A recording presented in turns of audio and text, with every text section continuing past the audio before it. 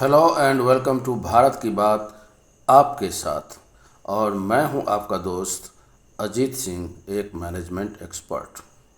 आज हम लोग चर्चा करने वाले हैं कि आखिर भारत और कनाडा का रिश्ता इतना खराब क्यों हो गया है। आखिर प्रधानमंत्री जस्टिन ट्रूडो की क्या मजबूरी हो गई कि उन्होंने जब 18 जून 2023 को हरदीप सिंह निज्जर की हत्या हो जाती है। आप सब जानते होंगे कि हरदीप सिंह निज्जर एक खूंखार खालिस्तानी आतंकवादी था।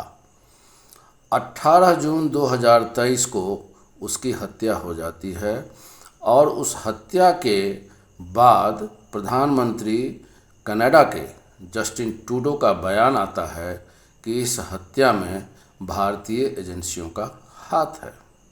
उन्होंने एक तरह से खुलेआम खालिस्तानी समर्थकों को समर्थन दे दिया। अब दूसरी बात देखिए कि 25 सितंबर को कल वहाँ पर कनाडा में एक विशाल खालिस्तानियों की रैली होने जा रही है। अब उस रैली को हमारे देश की जो सरकार है उसका विरोध कर रही है। हमारे देश की सरकार कनाडा के सरकार से संपर्क करके बड़े ही कड़े शब्दों में चेता दिया है कि यह हमारे देश के हित में नहीं है, भारत के राष्ट्रीय अखंडता के हित में नहीं है, क्योंकि जो भी लोग खालिस्तान की डिमांड करते हैं वे भारत के दुश्मन हैं। ऐसे में कनाडा में अगर खालिस्तानियों की एक ज़बरदस्त रैली हो और जिसको जस्टिन ट्रूडो यह कहकर बचाव करें कि this is the matter of expression of freedom of speech. क्या फ्रीडम ऑफ स्पीच के नाम पर इस तरह के गतिविधियों को समर्थन किया जा सकता है? यह बहुत बड़ा प्रश्न उठ कर के खड़ा हो गया है। अब मैं आपको एक बात बताता हूँ कि जस्टिन ट्रूडो खुद ही अपने ही देश में घिर करके रह चुके हैं, क्योंकि जब भी कोई इंटेलिजेंस शेयरिंग होती है, इंटेलिजेंस आउटपुट या इनपुट जो भी आप कहिए उसको इनपुट दिया जाता है, तो दुनिया भर में एक इंटेलिजेंस अलायंस है जिसका नाम है फाइव आइज़। ये intelligence alliance America, Canada, Australia, Britain और न्यूजीलैंड के बीच में है। इन 5 देशों के बीच में इंटेलिजेंस अलायंस ऐसा है कि जिसको भी जो इनपुट मिलता है एक दूसरे से ये लोग शेयर करते हैं। अब अमेरिका ने इनको ज़रूर इनपुट दिया और अमेरिका भी कहता है कि इनको इनपुट का जो इंटरप्रिटेशन था वह इन्होंने ठीक से नहीं किया, अर्थात अमेरिका भी कनाडा के विरुद्ध बोल रहा है। तो सवाल ये उठता है कि जब इनपुट ऐसा नहीं था कि जिसमें साफ संकेत हो कि हरदीप सिंह निज्जर की जो हत्या हुई है उसमें भारतीय एजेंसी शामिल थी, जब इस बात का पुख्ता सबूत आपके पास नहीं हो तो ऐसे में आप भारत जैसे देश के अगेंस्ट में अगर आप कोई टिप्पणी करेंगे तो आपकी क्या दुर्गति होगी। तो जस्टिन ट्रूडो साहब की दुर्गति तो वहाँ पर स्वयं का स्वयं हो रहा है। सारे अखबार वाले, सारे लोग, वहाँ के जो भी प्रभुत्व लोग हैं, डिप्लोमेट्स हैं, सब के सब जस्टिन ट्रूडो के बारे में बता रहे हैं कि इनका वक्तव्य बिल्कुल गलत था और जस्टिन ट्रूडो अब तक कोई अपनी सफाई में पुख्ता सबूत पेश नहीं कर पाए हैं। तो ऐसे हालत में भारत और कनाडा का जो रिश्ता है वह काफ़ी नाजुक दौर से गुजर रहा है। अब मैं आपको समझाता हूँ कि यह जो खालिस्तानी आंदोलन है यह महज आज का आंदोलन नहीं है। आपने सुना होगा कि पंजाब में ज़बरदस्त आतंकवादी गतिविधियां चलती थी और ये जो गतिविधियां चलती थी इसको पूरा का पूरा सपोर्ट पाकिस्तान से मिलता था। क्योंकि पाकिस्तान का जो पंजाब है और जो अपने देश का पंजाब है, दोनों की भाषा पंजाबी है। और ख़ास करके जब 1971 की लड़ाई में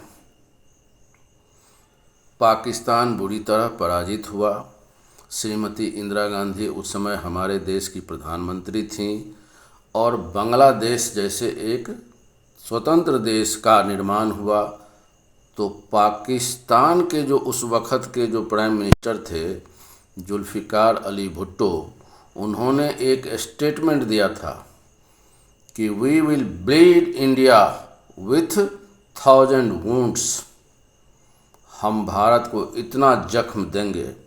तो वे हमारे तो एक नंबर के दुश्मन हैं ही, और उन्होंने कसम भी खा रखी थी।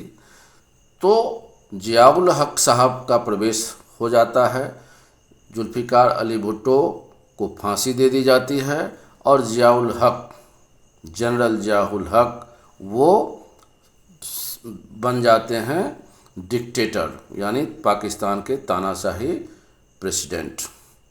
और उन्होंने K2 फार्मूला दिया।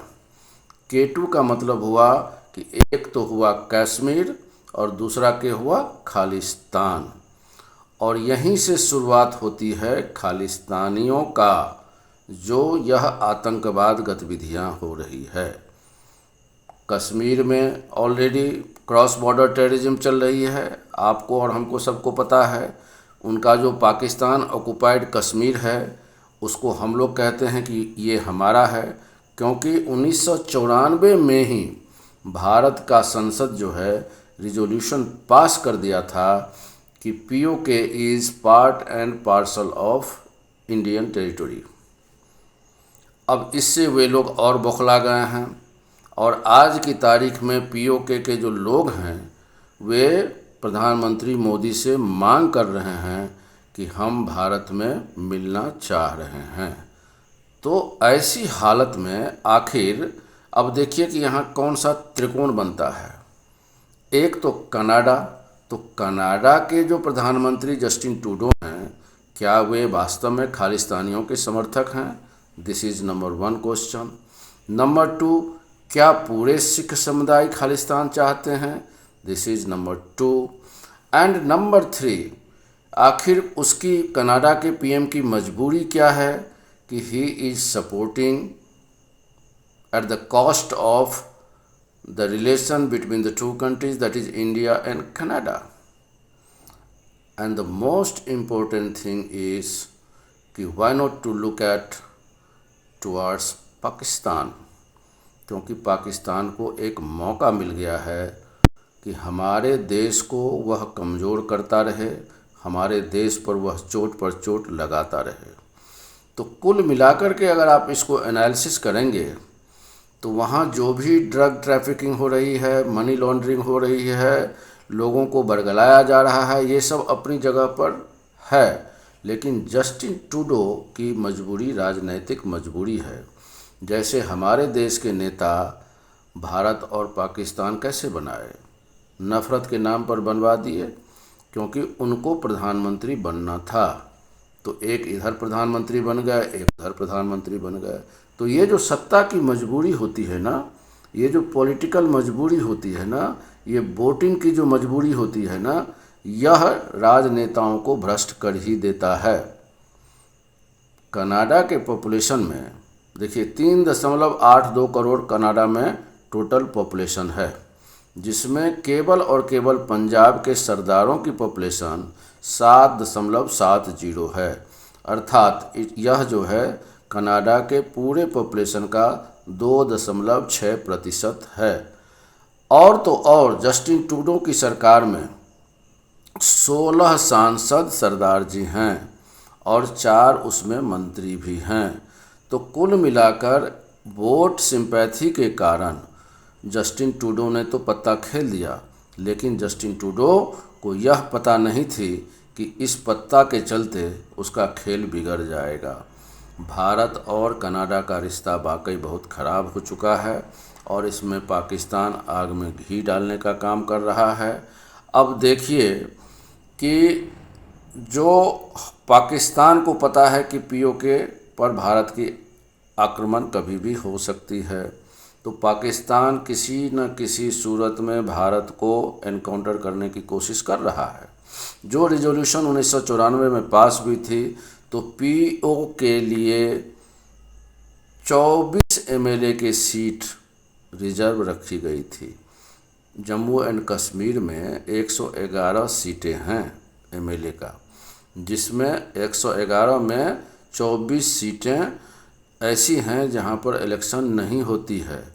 तो उनको रिजर्व रखा गया विद द रिजोल्यूशन कि यह पार्ट हमारा है, मतलब भारत का है, और जब यह पार्ट हमारे में मिल जाएगा तो वहाँ पर 24 एमएलए के चुनाव होंगे। और इसी तरह से 7 सांसद का भी सीट वहाँ के लिए रिजर्व रखा गया है। तो पाकिस्तान अब बौखला गया है। पाकिस्तान के लोग, पाकिस्तान का जो इंटेलिजेंस सर्विसेज हैं, वे भी खालिस्तानियों को ज़बरदस्त सपोर्ट दे रहे हैं।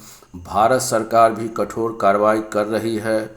जैसे ये जो गुरवंत सिंह पन्नू है, जो आतंकियों का सरगना है, जो कनाडा और अमेरिका में रहता है, उसके आज 46 करोड़ की प्रॉपर्टी महज चंडीगढ़ और अमृतसर में जब्त की गई है। सारे के सारे आतंकवादियों की लिस्ट तैयार कर ली गई है। सब पर सर्जिकल स्ट्राइक हो रहा है। भारत सरकार दृढ़ संकल्पित है कि इन सारे आतंकवादियों को जड़ से ख़त्म कर दिया जाएगा। तो यही एक मूल चीज़ है कि भारत सरकार अभी बिल्कुल फर्म हो चुकी है। Indian government has decided to destroy this Khalistani movement completely. Government of India wash out करने पर लग गई है। जितने आतंकवादी हैं सब के सब डर गए हैं। कनाडा के पीएम अपनी मजबूरी में, वोट की मजबूरी में, हरदीप सिंह निज्जर की जो हत्या हुई उसके लिए भारत सरकार को ब्लेम करके बुरी तरह से अपने ही देश में फंस चुकी है। और पाकिस्तान का जो रोल है वह आपको और हमको सबको पता ही है। यही है कहानी भारत और कनाडा के बीच का जो रिश्ता और खालिस्तानी मूवमेंट। ये जो भी बातें हैं, बहुत चोट हम लोग खा चुके हैं।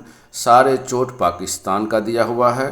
पाकिस्तान में ही खालिस्तानियों के सारे हेडक्वार्टर्स हैं और कुछ नहीं। ये सब पाकिस्तान का रचाया हुआ खेल है।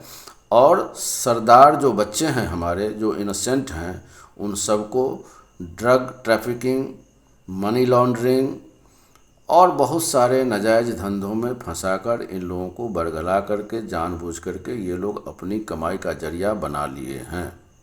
इतनी सी बात है।